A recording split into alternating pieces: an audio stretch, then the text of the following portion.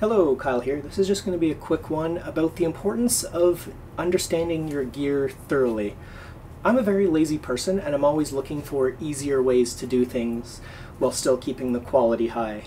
And I've got a smartphone, and Nexus 5, and it records kind of okay-ish video. It's capable of 1080p, so I thought, hey, this is awesome. I don't need to set up the DSLR and focus and all that kind of stuff because this thing has the front-facing camera so I can see my own face and, you know, frame everything nicely, and thought everything would be great.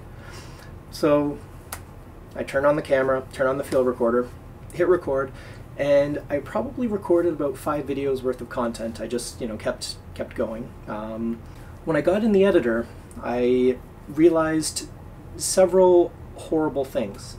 This one was actually recording at 29.876 or something frames a second, so it was a really non-standard thing. So whenever I moved, I got all sorts of horrible ghosting and other artifacts. This thing was roughly 1% too fast or too slow.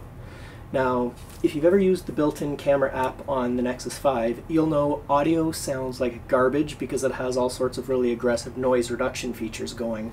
So it makes everything sound hollow and echoey and really distorted.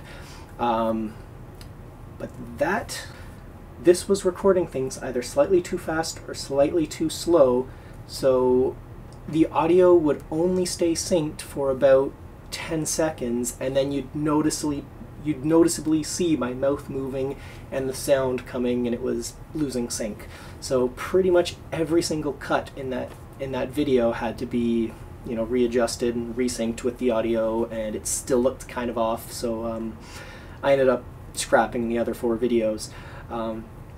But it's one of those, it cost me about half an hour in filming and an hour in editing, and it's something that shouldn't have happened. It was me, you know, going production on gear that hasn't been tested yet. So just make sure you know your gear. Don't just go to a scene and say, yeah, I can do this, and, you know, get straight to work.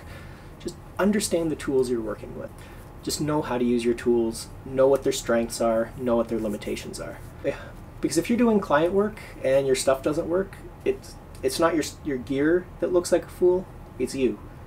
So just test it out, make sure you know what you're doing, and in the long run, your work will be a lot smoother.